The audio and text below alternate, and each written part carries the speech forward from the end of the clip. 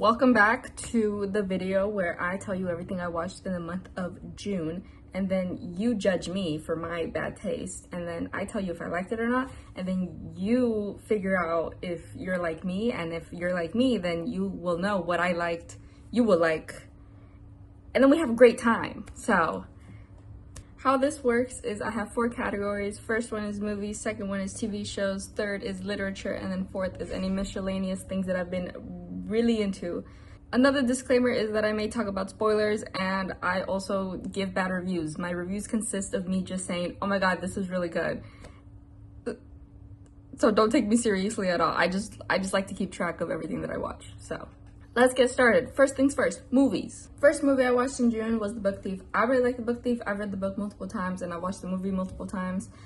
And I really appreciate that movie a lot. A lot of people don't like the movie because they like the book more, but I like both things. I think you can like both things and they can both be great in their own respective ways, right? I think the casting in relation to the book was amazing, and I also think the whole setting and like how everything looked amazing in comparison to how I imagined it in the book. Something a lot of people complain about is the fact that a lot of the scenes that were in the book weren't in the movie. But that's just because the book is so dense with everything that happens in it. It's like everything happens, but also nothing happens at the same time in the book. And I think the movie did a good job at picking scenes that were enough. I don't think it's a bad movie. I don't think it's a bad movie adaptation. I love the movie. I give it 4 out of 5 stars. Next movie was Godzilla -1. I've never seen a Godzilla movie in my life, and my dad wanted to watch it, and so I was like, okay, I'll watch it with you while we were eating. And I watched it, and he didn't even pay attention, so why did he want to watch it in the first place? I don't know. I wasn't the biggest fan. I think that it was cool, but it was definitely not for me. I didn't care much about it, so I give that 2 out of 5 stars. Next movie was Haikyuu: The Dumpster Battle. Y'all already know how I feel about this movie. I've mentioned it at least 30,000 times. I love this movie. I think that this text post right here that I found perfectly summarizes everything that I feel about how Haikyuu is. That movie, like, actually changed my life. It really did. If I could, I would give it the title of Movie of the Year. Unfortunately, I already gave that title away. It goes without saying, obviously, this movie gets 5 out of 5 stars. Next movie was Baby Assassins, which is a Japanese film about 2 teenage girls who are assassins. This was my 5th time watching the movie this year. And I discovered this movie this year in January. I don't know what it is about that movie. There's something in it. This is Movie of the Year, by the way. This is the movie I gave Movie of the Year. I've never done this I haven't done this for years. The last time I remember watching a movie continuously like that was when I was like in elementary school. I don't know what is in this movie. I just cannot get enough of it. I don't get sick of it. I love rewatching it. It's crazy. This has never happened to me in recent years. I don't know what's going on. Something about the way they interact with each other and the way everything's just so normal and like slice of life-ish. I don't know. I really love it. I would give it 10 out of 10 stars. I already gave it Movie of the Year. It's Movie of the Year, 5 out of 5 stars. Next movie was Baby Assassins 2. Can you believe my surprise when I figured out that there was a second one? I've seen that movie 6 times. I don't like Baby Assassins 2 more than I like the first one. I think I like them at an equal amount. You know, I love the first one. The first one holds a very special, dear place in my heart. The second one, every time I rewatch it, I feel like it just gets better and better. And also, you know who else is in that movie? Atarashi Gakko. What were they doing there? I don't know, but I loved it. That movie also gets 5 out of 5 stars. Next movie was Bridget Jones' Diary. This was single-handedly the worst rom-com I've ever seen in my life. Oh my god, it was so bad. The 2 male leads, they were horrible people. They're horrible people. I hated it. I did not want her to end up with any of them, if I'm being so for real. No hate to my girl Bridget, but girl, stand up, please. I don't know, man. It was just bad. I give it 1 out of 5 stars. Next movie is Wonka. I love Wonka. It's just a silly little film. It's bad, but it's silly and it has good songs. And it's silly. What more could you want? Stop hating. 4 out of 5 stars. Last film that I watched in June was Ultraman Rising. And I was interested in watching it. And then I was like, I've never seen any other Ultraman stuff, like movies or shows. I don't know what Ultraman is. But I saw one singular TikTok edit. And that was enough for me. I hopped onto the couch, turned the TV on, and said, we're watching Ultraman today. And let me just say, for someone who does not know anything about Ultraman, my dad knew stuff about Ultraman. He was like, I know Ultraman. And I was like, how do you know that? For someone who doesn't know anything about it, I loved it. I loved it. I really did. The art style is so nice. I love the art style so bad. I want to stare at it all day long. I just want to be staring at it. I love the art style. The main character is one of those characters where like they're not necessarily a good person, but they're also not a bad person, but like they have a horrible personality. And I love that. And also he plays into the reluctant dad trope, and I love that. I love a reluctant dad. But Ultraman Rising was really good, and if you haven't seen it, you should really watch it. I really recommend that movie. That's like my honorary mention for this month. You should watch that movie. 4 out of 5 stars. That was all the films that I watched. I only watched 10. It wasn't a lot, but usually when my mom is here, that's when I watch a lot of movies, but she's not here, and so I had to resort to watching other stuff and reading. But next things next, let's go to all the TV shows that I watched. First TV show that I watched was Bridgerton Season 3 Part 2. I said this the last time that I made this video, but I love watching fun, bad shows. I don't have any commentary on that show, so 3 out of 5 stars.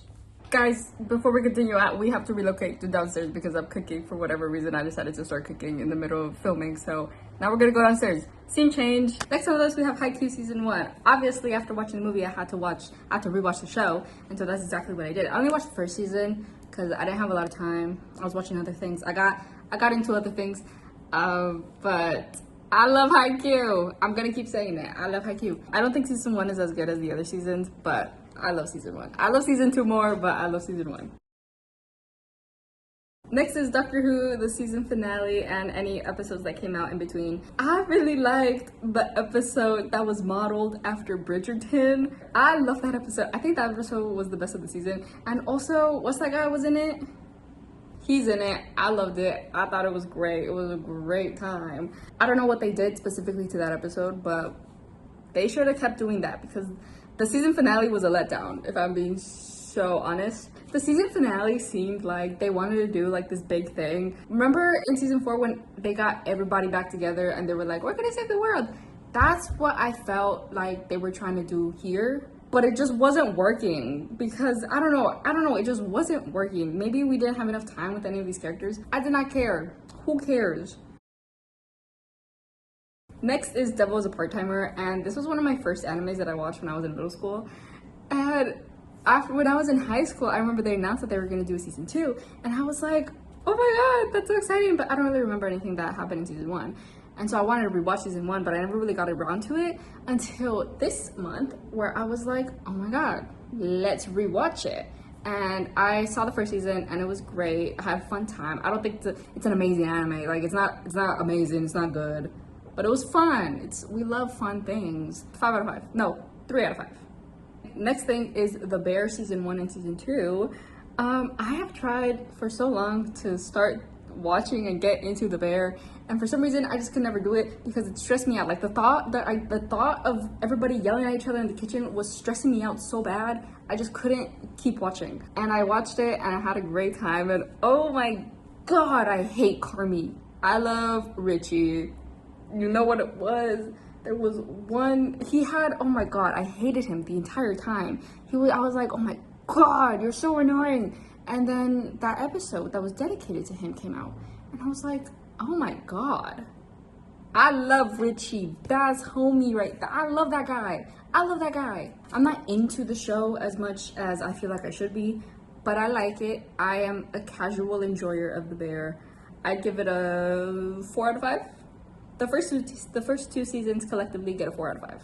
Last show that I watched was The Burning Girls, which I saw on Roku for free. And oh my god, first things first, every single episode had like 5 different moments where you watched ads, right? I'm not opposed to it. What I am opposed to, why did they give me the same ones every single time for the show? I watched the show for Ruby Stokes. I love Ruby Stokes ever since I saw her in Lockwood & Co. And then I was like, oh my gosh, she was in Bridgerton. And then I rewatched Bridgerton and I was like, oh my god, that's Ruby Stokes. And then I was like, what else is Ruby Stokes doing? And she did The Burning Girls. And then I was like, oh my god, I have to watch The Burning Girls. And I finally got around to doing it, and I watched The Burning Girls, and I'm glad to say it was pretty good. Like, it was very interesting all throughout. It's definitely not my type of genre, which is like suspense, thriller, horror. I'm not into that, but I thought it was really captivating. Like, I was really interested the entire time, but I loved it. I had a great time. 4 out of 5 for Ruby Stokes, 3 out of 5 if it's just my opinion. That was everything for TV, and now we're gonna move on to literature. And guess what? I actually read something this month, guys. Hold the applause. I did it. I read something, and what can I say? I'm academically inclined. I'm a reader. I'm a scholar. Don't think I did too much. It was only 3. First book I read was The Sunshine Court by Nora Sakovic, which is like a spin-off or a continuation of the Foxhole Court, which I read in 2021 and I loved, and I reread it 3 times in that same year, which is crazy for me also. But I didn't know that there was gonna be another one until I found out in April, and I was like, oh my god, but it wasn't available for like a physical sale yet, and I bought it, and I finally had time to read it, and that book is just as devastating, if not more, than the original Foxhole Court trilogy. Oh my god, I feel so emotionally attached to these characters, and I feel so bad for them. Like, I was reading the entire book with like a grimace on my face because I was like, pobrecito, dude, like everything.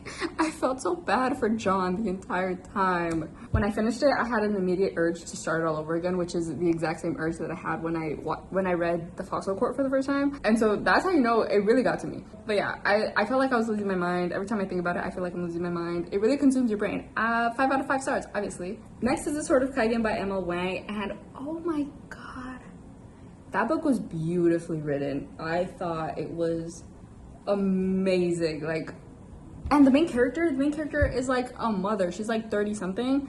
I love that. That was so, her whole story arc from beginning to end is crazy. I really like that. I just love her. I love how powerful she is. The only thing that I didn't like about it was the last 150 pages, which maybe that was the whole point of the book. But I started thinking of better things for the main character, and it was not that. It definitely was not that.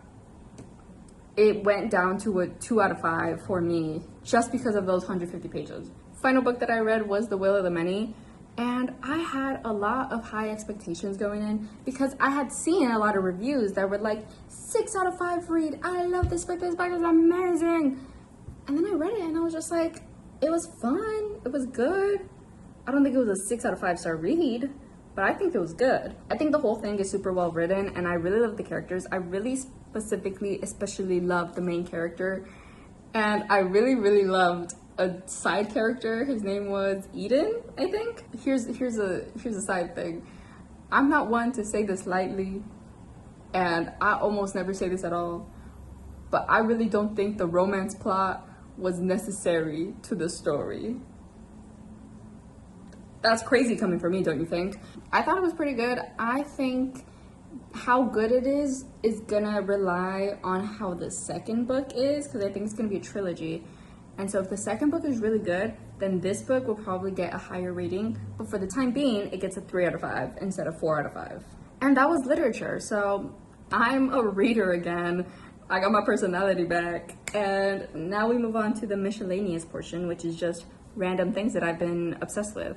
First thing that I've been really obsessed with recently is Chapel Roan. I don't know what it is. I wasn't really into it. But then, I don't know, I heard Red Wine Supernova and I heard Good Luck Babe. And then I was like, you know what, let me listen to the album. And I listened to the album and I was like, this is really good. I don't think I have a favorite song off the album. It like changes every other day. But right now, currently in July, I'm really into Pink Pony Club. Then we have Atarashigako. They released a whole new album. That album is so good. The album is called AG Calling, and my favorite songs are probably Omakase and Maji Yoroshiku and Drama and Superhuman and Fly High.